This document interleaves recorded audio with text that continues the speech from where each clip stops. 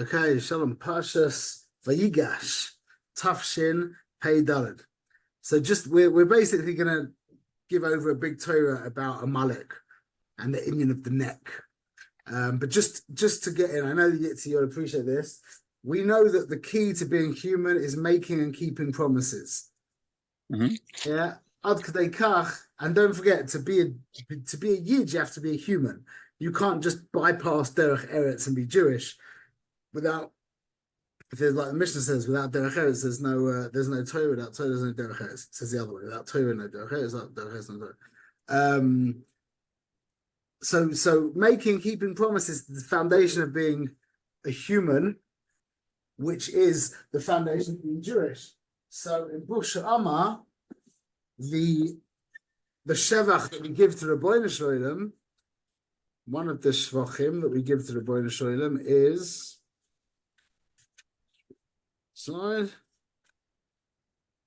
the first thing we say is Bruch Omer v'Oiseh. Blessed is the one who says and does. Bruch Goizer u'Makayim, the one who decrees and fulfills. Yeah? Yes. So listen to what it says in this parsha about Paroi. On the Rashi, the very first Rashi in the parsha. Okay, is pasuk Mem Daled Yud Ches. The pasuk says, "Vigigash elav Yehuda v'yoymer v'yadoini yidabenu avdach dova ba'oznei adoini v'yicha apcha." Don't get angry at me, but avdecha against your servant. Ki kamoicha kaparoi. You're like Paroi. Listen to how Rashi. You have the Chumash with you? Yeah. You have Rashi there? Yeah. Listen to what Rashi says. The end of pasuk Yud Ches. He says. Dava acher in the middle, really, of the Rashi. Dava acher. Ma par goizer ve'eina mekayim, mavtiach ve'eina oiser. Just like Paroi is goizer, doesn't mekayim, and his promises and he doesn't fulfill. Af atakein, you're the same as him.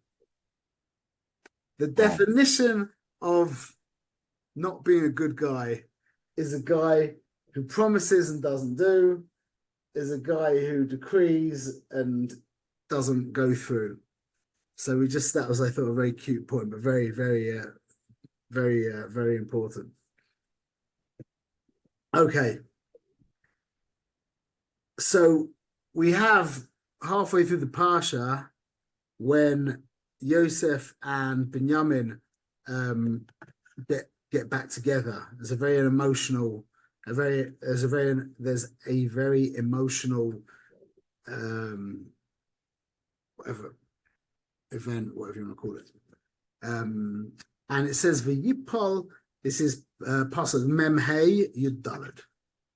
So it says V'yipol al Tzvarei Binyamin Ochiv V'yevk. Yosef fell on the neck of his brother Binyamin, and he cried. Binyamin bocha al tzvarav, and Binyamin cried on the neck of Yosef. What's the inyan of the neck? So Rashi comes along and says, Yipol al tzvarei Binyamin ochi v'yivk, that he fell on the neck of Binyamin, his brother, and he cried. On basically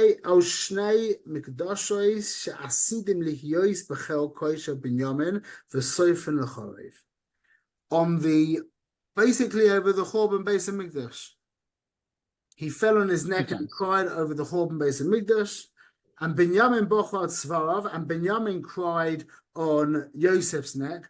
Al Mishkan Shiloi she'asid li Yosef b'chelko shel Yosef v'soifer lechorev. And Binyamin was crying over the Mishkan that is in Shiloh, which is in Shevet of Yosef's Chelek of Israel, and that's also going to be destroyed. So they're both crying over the same inyan. The Mishkan, the Beis Hamikdash, it's the same inyan. Yeah, it's like the travel version. Yeah, so the neck. This is the inyan of the neck and the Beis Hamikdash. We're going to basically go away from the parsha, but that's the in. The neck and the Beis Hamikdash. What is the kesher between the neck and the Beis Hamikdash? Okay, so in employment management, we've got basically two broad categories of employees. Okay, the way that what's his face Covey talks about it is you've got like what's called gopher delegation and stewardship. Gopher delegation basically means do this, do that, do it like this, do it like that, and they are obedient to you. That's a level of obedience. That's a very low level employee. You tell them what to do and how to do it, and they do it. Like the guys in McDonald's, yeah, they don't get any they don't get to put in any of their own personality into it. They just go like this the whole time, yeah? That's the lowest level. That's called obedience. Yeah, and then we've got the higher level, which Covey calls stewardship. Yeah, which we're going to call it enthusiasm. Zrizas. Zrizas, biduk, where the person's putting himself into it. That's the goal of any employer, is to get the employee to give his heart, to put himself into the avodah. Okay, so the Mishnah says, "Hu haya oimer in Avos." It's Perek Bay's Mishnah Daled. It's Rabban Gamliel b'noi Shel Rabbi Yehuda Nasi. Aseret soina k'et soinacha. Make his ratzon like your ratzon, and he will make your ratzon like his ratzon. Do his ratzon like it's your ratzon. Perform his ratzon like it's your ratzon. Okay? So that means take it personally.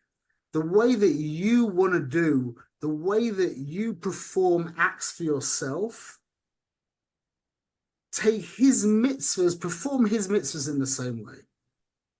Like when you're doing something for someone else, there isn't the enthusiasm as when you're doing it. There isn't the same investment of self as in when you're doing something that's your own project.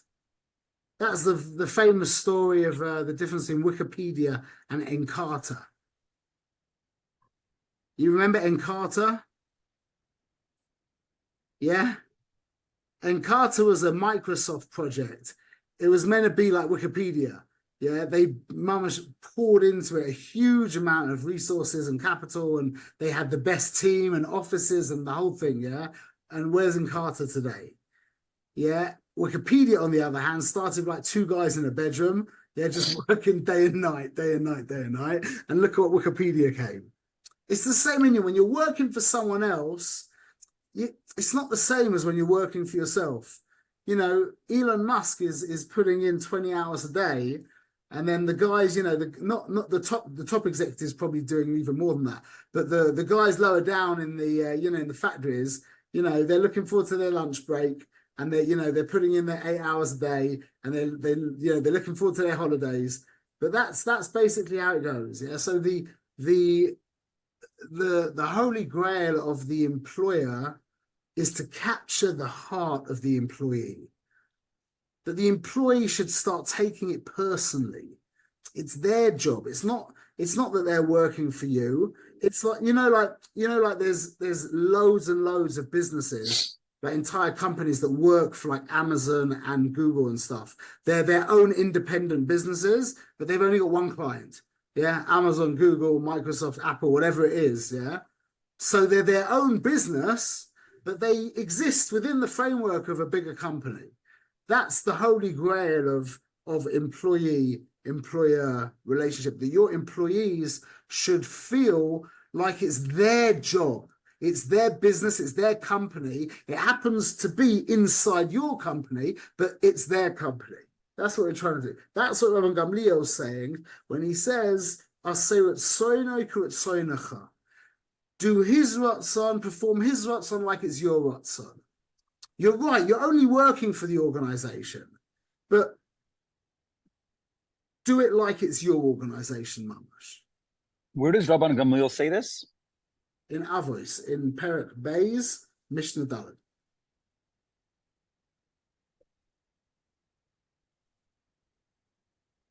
Okay, so now it's interesting. What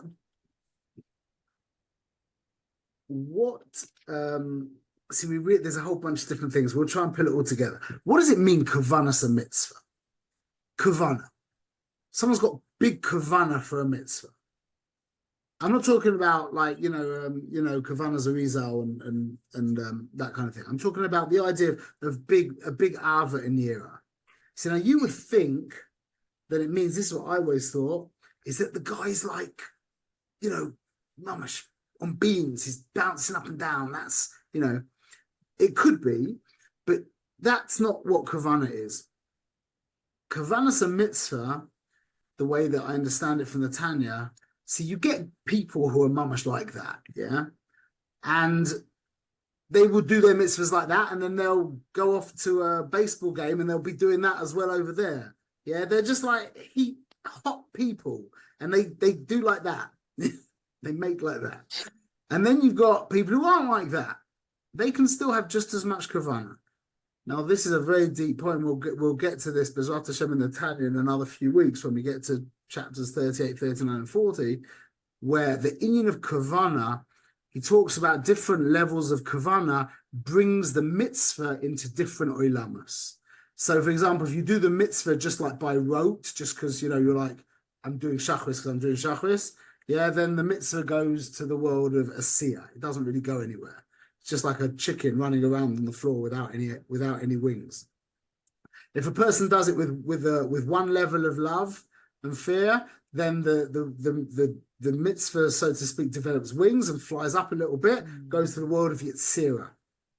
Yeah, the world where Hashem's emotions are manifest. Then if a person does it with even more kavanah, it goes up to the world of Bria, yeah, where Hashem's intellect is manifest.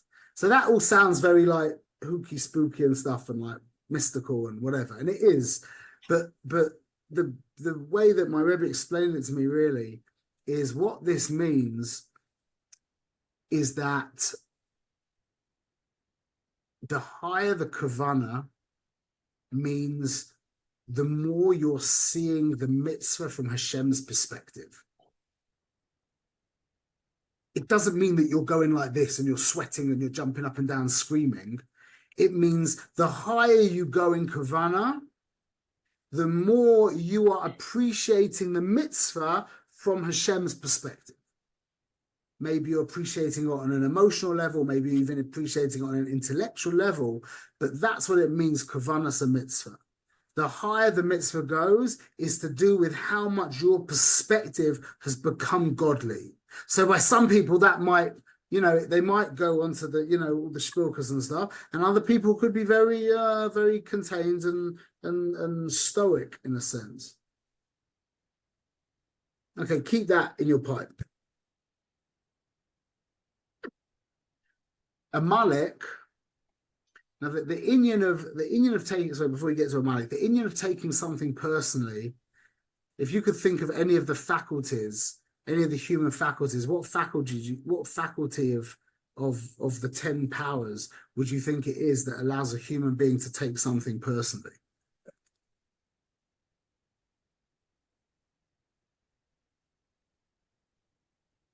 Yeah, 100% What faculty allows you to identify with X? Yitzi. And what are the 10 powers? The 10 powers of the soul. Chokmah, Bina, Das. So which power are you asking for? What? Which power is it that allows you to take something personally? We're just using a different word for identification. So it'd be Das? Das, exactly.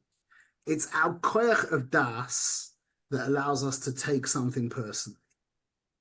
That's called identifying. We're just using a different word. Take it personally, identify, same thing. Das is connected the neck. Yeah, the neck is what's makashe, the seichel to the midas. And that allows you to take something personally. Amalek, Yemach Shemam. Amalek is Loshen Am Malak. You remember what Malika is? Yitzi, you're going to be doing this soon. You better know. Exactly. Malika is the severing of the back of the neck on certain oiler korbanos and on certain bird korbanos, yeah? Where you sever the back of the neck. You break the back of the neck. Also, paroi is from the word arufa, like egla arufa, oiref, la'arif. It's the same Indian. Remember egla arufa? You like take a machete and you hack the back of a calf's neck. Same Indian. So Amalek and paroi are very similar Indian. It's the severing of the spinal column. It's the severing of the head to the torso. The severing of the head to the torso. That is the Indian of Paro and of Amalek. Dafke Amalek. They are the koyach that breaks the back of the neck. Amalek is gematria what? 240. But what's the famous? What also is 240? The famous gematria of Amalek. Confusion. Disappointed is in you, Michael. Disappointed. No, it's confusion. It's the suffix. Suffix, thank you. The cause of every one of our Averas. Suffix. Suffix is also Loshen Psak. Hefsek. That's the Indian of Amalek. Amalek severs the spinal column. They break the moichin from the midas, which means they sever the das, which means they don't want you to take something personally. What's Yisrael? Yisrael is kashe oiref, a stiff-necked people. We are the koyach in the bria that is able to take avodas Hashem personally. We can do we can serve God from His perspective. Only a Yid can do that. That's why all the religions of the world, it's about reward. It's about me, really God serving me. The only nivra that can be over the Shem Lishma, and it's because we're not a nivra, or the part of us that does it is not a nivra. It's a net, so it's from Tzilus. Is the Yid, because he's serving God. The part of you that serves God is the Rabbeinu Shloim. It's the Chelek Elokai Mimal. It's the piece of Hashem that's in you. Therefore, you can do a mitzvah, and it's as if he's doing the mitzvah. It's like Elon Musk, lahavdil. It's like Elon Musk being every single man on the assembly line. That Hashem made it, that every Yid is a chalik of himself. So our goal is to be doing the mitzvahs from his perspective, taking it personally. So we're kashe oiref. That's the ability, that's the koyach das, the ability to take our avoda, to take our mitzvahs mamash personally. Amalek can't stand that. That is Amalek's entire avoda in this world, is to prevent the Yidden from serving Hashem personally. They're happy for you to do mitzvahs, al pi reward and punishment, b'simcha rabbah.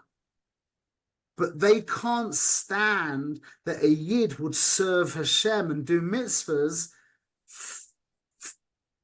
personally, meaning it's like Hashem coming into his world doing the mitzvah mamash. That's why it says in the pasuk, "V'yomer ki yad al case ka," that his hand is on the case, on the kisei of ka, yud k, not yud k vav k, because he breaks the yud and the hay and the vav and the hay. That's the coming together. The yud and the hay is the chokhmah bina. That's the mind, yeah. The vav and the hay, that's the midas, that's the torso. So the job of the Yid is to bind those two things together, the Yud K and the Vav K. So his hand is al case ka. He lets you keep it in the mind, yeah, which is why Esav's head got buried in Maras Machpelah, just his head, not his body. So that's the whole inyan of Amalek. They're there to separate the Yud and the Hey and the Vav and the Hey. Yeah, that's, by the way, why the atheists, they believe in a creator. Yeah, they might call it the Big Bang or whatever it is, but they believe in a creator. They just don't believe that that creator, whatever it was, has anything to do with the world now. Yeah, that's basically saying that that's just like saying there's no God, meaning I understand the world began somehow. We'll call that the creator, whether it's a a quantum fluctuation or some kind of weird thing, whatever. But there's no, he's not involved in the world. Yeah, that's the Yud and the Hey, just the Yud and the Hey. Then there's the Vav and the Hey, which is the Ovdei Avodah Zara, who have there's a God for the rain and the God for the sun, and there's all different endless powers. But where did it all come from? Not sure. There's like a God of gods, but I don't really know like what that means because there's other powers. So they've got the Vav and the Hey. So you've got the atheists have the Yud and the Hey, and the Ovdei Avodah Zara have the Vav and the Hey. The job of the Yid is to be miyached the Yud and the Hey and the Vav and the Hey. What are the two events that we talk about that correspond to the Yud and the Hey and the Vav and the Hey? The Yud and the Hey is Ma'aser Bereishis. The Vav and the Hey is Yetzias Mitzrayim. That's showing that Hashem's involved in the world. So Kiddush on Shabbos, we're making Ma'aser Bereishis and Yetzias Mitzrayim. That's who Boirei umanhig. He's the creator and he's also the director. He's completely involved. He's one. That's the first of the animamins of the Yud Gimel Kaim from the Rambam. Animamim hu boirei umanhig. Not that we believe there's a boirei. That's obvious. Of course, there's a boirei. There's a bria, so there's a boirei. Yeah, but boirei umanhig. That's the chiddush. We are miyached the Yud and the Hey and the Vav and the Hey. And that's the avoider of Amalek is to break the neck. And the avoider of the Yid is the Amkashe Oiref, to be Machaber the neck, to take out avoiders Hashem personally, just like Rabbi Gamliel said. And that's why it says, Asher Korcha B'derech, that Amalek was Korcha B'derech. They called you down. They can't bear to see a Yid enthusiastic in his avodas Hashem, meaning it's infused. Remember what enthusiastic means? It's infused with theos, with God. It's infused with God, meaning that we're doing the mitzvahs from his perspective. He's doing the mitzvahs through us. Therefore, he comes into the world through us. That's the avoider of the Yid. That's the point of the Yid. The Yid, as we've said many times, is literally an aperture. The mitzvah is time. It's a coordinate of time, space, energy, and matter. You're the energy element. Yeah? All those four things come together. It's a mitzvah. You become a portal. It's not like you're doing the mitzvah. You're an ingredient in the mitzvah. And a portal opens up where you're standing like in a, like what's his name? Doctor Strange in the Marvel things, yeah? He makes the big holes in the thing, you know what I'm talking about? Whatever. So it's like a portal opens up and the Rebbeinu Sholem pours into the world. And that mamash disturbs Amalek. That disturbs Amalek. So that's why the base of Migdash is the neck. Because that's Das. You missed that bit, Avi. We spoke about the very beginning. You can catch it on the rerun. But the base of Migdash is the Das. Well, Michael. The base of Migdash is the Das. That's the koyach of how the whole thing comes together through the base of Migdash. That's what the base of Migdash symbolizes. There's in the base of Migdash is the Kodesh Kadoshim, which is the Moichin, and the base of Migdash connects that Moichin to the rest of the world, which is, so to speak, the Midas in this Bechina. And that all comes together. And that's the inyan of Am Yisrael, and that is the inyan of Amalek. Shbizoicha, Bezrat Hashem, to serve Hashem personally, to take it personally. That's the goal. To take out Avodas Hashem personally. Sorry I showed up late, but what I got to hop on was great. I also wanted to announce officially that I'm on day 7 of the book. Oh yeah, how are you finding it?